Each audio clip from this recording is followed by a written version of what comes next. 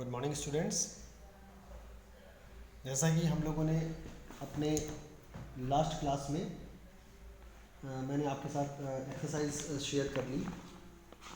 I have already shared the exercises of up to 5 with you. मैंने who did Patrick's homework chapter 1, उसके बाद एक poem a house a home, वो हम पहले ही कर लिए थे। फिर chapter 2 how the dog found himself a new master की एक्सरसाइज मैंने शेयर की। फिर द काइट पोएम हम पहले ही कर चुके थे। चैप्टर 3 टैरोस रिवॉर्ड के क्वेश्चन आंसर्स एक्सरसाइजेस मैंने शेयर कर ली। द क्वारल का भी मैंने एक पर्टिकुलर क्वेश्चन शेयर कर लिया, यानी उसकी भी एक्सरसाइज हम कर चुके हैं। Chapter 4 an Indian American women in space Kalpana Chawla की एक्सरसाइज भी हम कर चुके हैं। ए फ्यू एक्सरसाइज छोड़ करके एटलीस्ट क्वेश्चन आंसर्स वगैरह हम कर चुके हैं। ब्यूटी हम पहले ही कर चुके हैं, या इसका भी question answers I have already shared with you.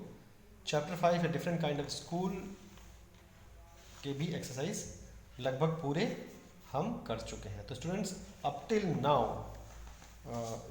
Means within the first week of September, you can say I have completed almost 50% of your syllabus. Obviously I have left out most of the grammatical or language related exercises, because they should be done in class after discussion. Speaking portion I have left, a few exercises overall I have left which I thought should be done in the class. Otherwise I have shared everything. At least the things, the exercises, the question answers, or the things which you need to write in your notebooks are shared by me with you from chapter 1 to chapter 5, including all the poem in between. बीच के सारे poem 1 2 3 4 poem I है इसके बीच में। A house a home, the quarrel, ठीक है, the kite, beauty, और 5 exercise of chapters, ये सारे हम कर चुके हैं। आज हम लोग आपके टेक्स्ट बुक की 5th पोएम पढ़ने वाले हैं, which is where do all the teachers go. तो this is a very interesting poem students. सबसे पहले हम इस पोएम को एक बार पढ़ेंगे और फिर मैं आपको इसको समझा दूंगा। It's quite easy to understand also. For a little child teacher is special. It is difficult for a small child to think of his और her teacher as an ordinary person. बच्चे के लिए टीचर स्पेशल होते हैं, ठीक है। बच्चे के लिए ये सोचना भी मुश्किल होता है कि टीचर एक साधारण आदमी भी हो सकता है, लेकिन हाँ, टीचर एक साधारण आदमी ही होता है। सवाल ये है कि टीचर्स कहाँ जाते हैं, क्या करते हैं, यही एक बच्चे के दिमाग में क्वेश्चंस हैं। Written by Peter Dixon. पहले एक बार पोएम पढ़ लेते हैं। Where do all the teachers go when it's 4 o'clock? Do they live in houses and do they wash their socks? Do they wear pajamas and do they watch TV? And do they pick their noses the same as you and me? Do they live with other people?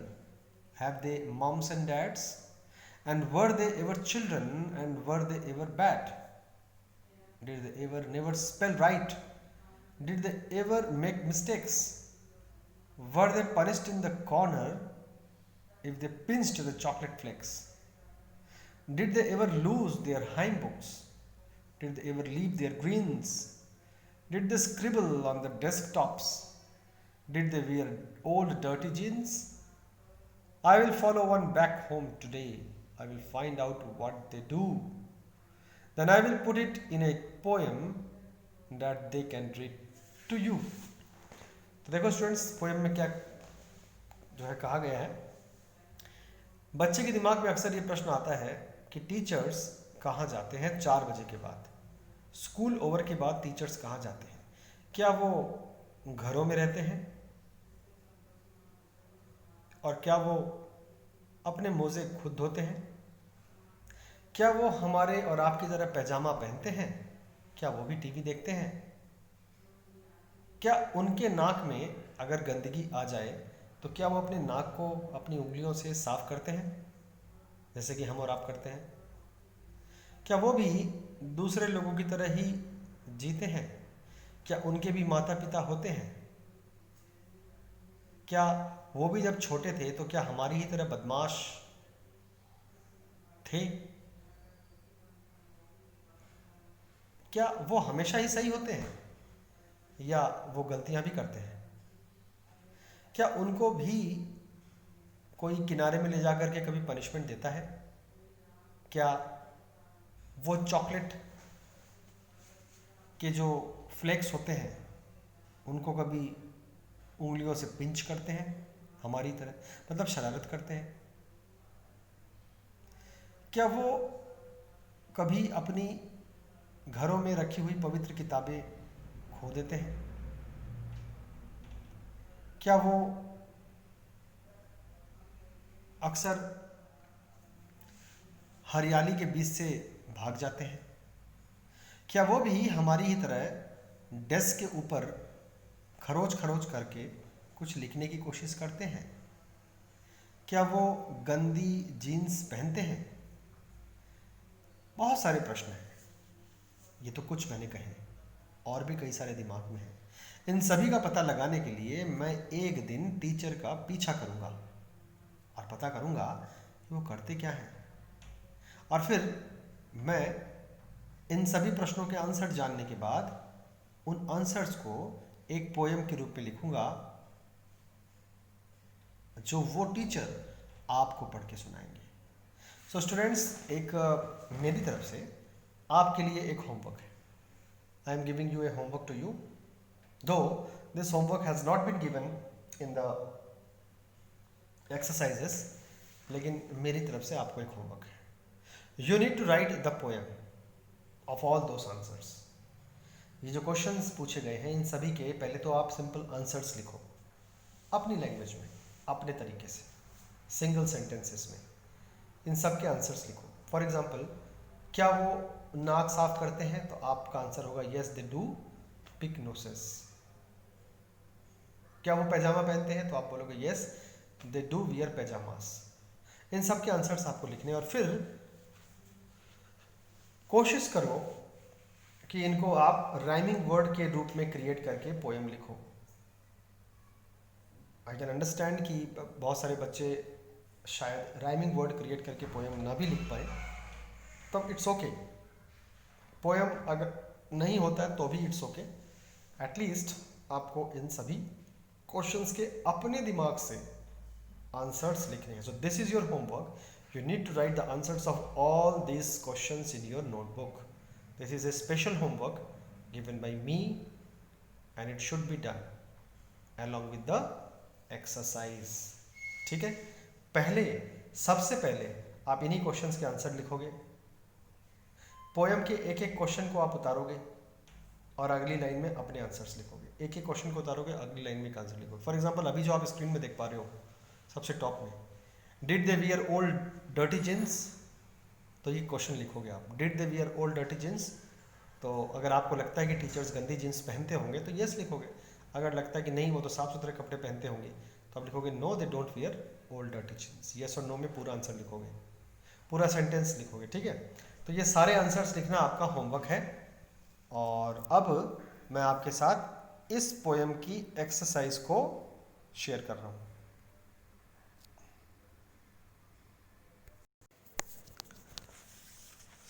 So students, आप screen में देख पा रहे हो, ये थोड़ा सा छोटा भले ही लग रहा है, इसको आप थोड़ा सा जूम कर सकते हो। तो स्टूडेंट्स, आप इसको थोड़ा जूम भी कर सकते हो और जूम करके आप देख सकते हो ये क्वेश्चन आंसर्स जो है। पहला क्वेश्चन एक्सरसाइज का है, why does the poet want to know where the teachers go at 4 o'clock। तो आंसर आप लिखना, the poet does not consider teachers as ordinary persons. He feels that they are special human beings. Hence, he wants to know where the teachers go at 4 o'clock and what they do after the school hours. And what they do after the school hours आप नहीं भी लिख सकते हो, at 4 o'clock लिख करके आप stop भी कर सकते हो इस आंसर को। The second question is, what are the things normal people do that the poet talks about? तो इसका आंसर लिखना है according to the poet, normal people live in houses, freshen up after returning home, wear pajamas, wash their clothes, watch TV, live with their parents, make mistakes, lose books, get punished, scribble on their desks, wear old dirty jeans and linen, etc. Third question students जो है वो है,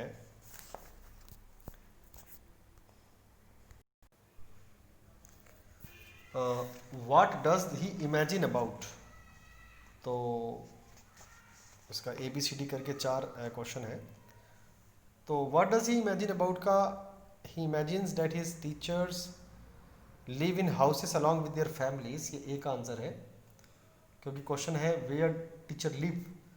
तो third का A का answer आप लिखोगे ये वाला, और थर्ड का बी है what they do at home.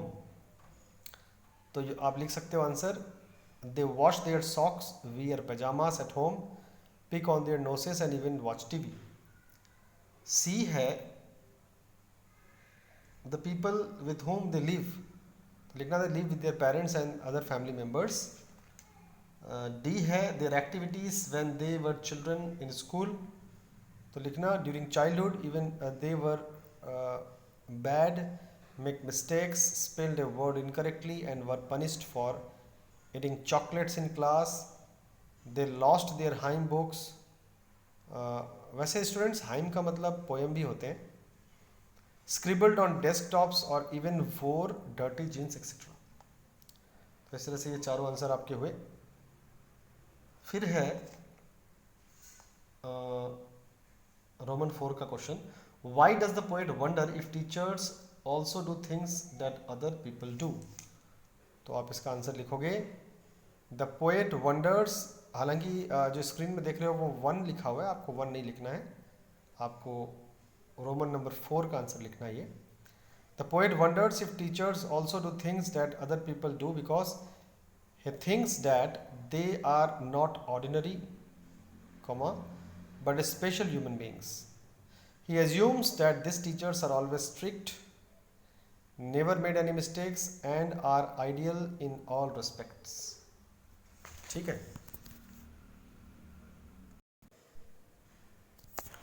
तो स्टूडेंट्स ये जो इसके बाद जो क्वेश्चन है नंबर 5 है, how does the poet plan to find out, what will he do once he finds out. इसका आंसर आप लिख सकते हो, ये जो यहाँ 2 लिखा हुआ वो एक्चुअली रोमन 5 है। The poet decided to get the first-hand information of his teachers by following them on the way back home so that he can find out what they do after reaching home. Once he knows what they do, he plans to compose a poem which the teachers would then read out to their students। फिर question 2 में 2 question है, what do you think these phrases from the poem mean? punished in the corner or leave their greens। इनका question, इन questions के meaning आपसे पूछे गए हैं। तो इसका पहले का आंसर आप लिख सकते हो, punished in the corner का लिख सकते हो, this phrase means getting caught for a misdeed in class, या mischief भी लिख सकते हो, MISCHIEF, misdeed or mischief in class and made to stand in the corner of the classroom as a punishment। leave their greens का लिख सकते हो, this phrase means to leave the green playground when the bell strikes loudly for the next class to begin। यानी game period वगैरह में जो बच्चे खेलने जाते हैं ग्रीन प्लेग्राउंड में, वहाँ से निकल करके बाहर आना और दूसरे काम में दूसरी क्लास को अटेंड करना, ये इसका मतलब है या हो सकता है। तो इस तरह से स्टूडेंट्स आज हमने जो है पोएम पढ़ी, where do all the teachers go. इस पोएम को पढ़ने के साथ साथ हम लोगों ने आज इस पोएम की एक्सरसाइज भी पढ़ी। तो आई hope you have enjoyed the poem and the exercises of this. आज के वीडियो में मैं सिर्फ ये पोएम ही पढ़ाऊँगा और आगे की नए चैप्टर में शुरू नहीं कर रहा हूँ, क्योंकि नया चैप्टर एक नई वीडियो में शुरू करना बेटर रहेगा, आपको क्लियरली समझ में आएगा। अगर किसी स्टूडेंट को जो मैं पिक्चर शेयर किया हूँ एक्सरसाइजेस की, अगर किसी स्टूडेंट को ये एक्सरसाइज ठीक से ना समझ में आए तो वो मुझे पूछ सकता है फ़ोन करके, डायरेक्टली मेरा नंबर जो है उस पर वो फ़ोन करके पूछ सकता है मुझे, और मैं उसको समझा दूंगा कि किसका क्या आंसर है अगर कुछ नहीं समझ में आता है तो। बाकी आई होप कि आपको समझ में आ जाए। ये जो मैंने शेयर की एक्सरसाइज, ये थोड़ा सा छोटा लग रहा है, आप इसको थोड़ा जूम कर लोगे अगर वीडियो को स्टॉप करके, इस लेवल में आकर के जैसे ही एक्सरसाइज शुरू होती है वहाँ पर आकर के आप अगर वीडियो को स्टॉप करके अगर थोड़ा जूम कर लोगे तो आई होप कि आपको बिल्कुल ये समझ में आ जाएगा, क्योंकि वीडियो के बीच में थोड़ा सा हम लोग उसको रोक करके जूम भी कर सकते हैं।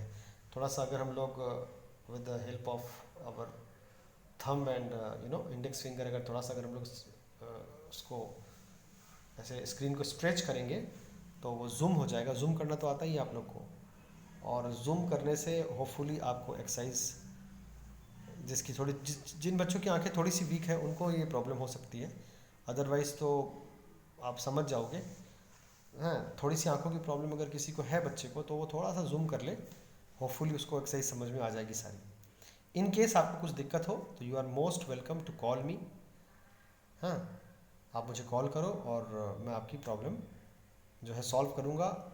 अगर कुछ लाइंस नहीं समझ में आ रही है, कोई वर्ड नहीं समझ में आ रहा है तो I will explain it to you.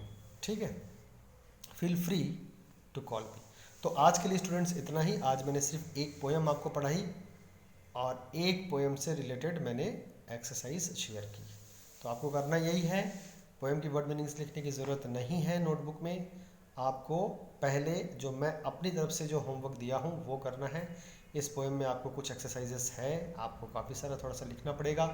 सबसे पहला आपका मेरे द्वारा दिया गया जो होमवर्क है वो करना आपको। सारे पोएम के क्वेश्चन को आपको बारी बारी से लिखना है और फिर अपने अपने आंसर लिखने हैं उन सभी क्वेश्चंस के। फिर उसके बाद जो एक्सरसाइज हम लोगों ने देखी है आज के वीडियो में, जो आपकी बुक में दी हुई है, उन एक्सरसाइजेस को भी नोटबुक में लिखना है। सो आज के लिए इतना ही students. I hope you have enjoyed the video. Thank you very much and stay home, stay safe and hopefully the school is going to open soon. हम उम्मीद कर सकते हैं कि स्कूल जल्द खुले।